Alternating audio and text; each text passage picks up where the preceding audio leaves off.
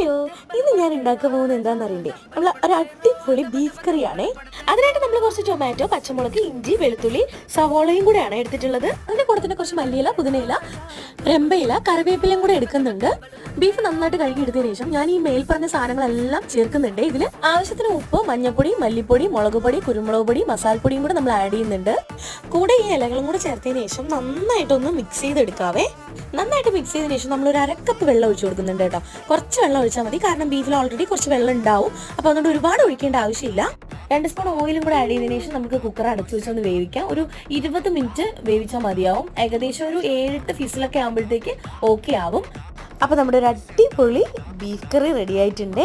ബിരിയാണിയുടെ കൂടെയാണ് കേട്ടോ നമ്മളിന്ന് ബീഫ് കറി കഴിക്കാൻ പോകുന്നത്. പിന്നെ നമുക്ക് ദം ഇട്ടിട്ട് വേണമെങ്കിലും ഇത് കഴിക്കാം, അതും നല്ല ടേസ്റ്റ് ആയിരിക്കും. പക്ഷെ ഞാൻ ഇന്നത് സെപ്പറേറ്റ് ആയിട്ടാണ് കേട്ടോ കഴിച്ചത്. അപ്പോൾ എല്ലാവരും ഒന്ന് ട്രൈ ചെയ്ത് നോക്കണം. അടുത്ത വീഡിയോയിൽ കാണുന്നവരേക്കും ടാറ്റാ.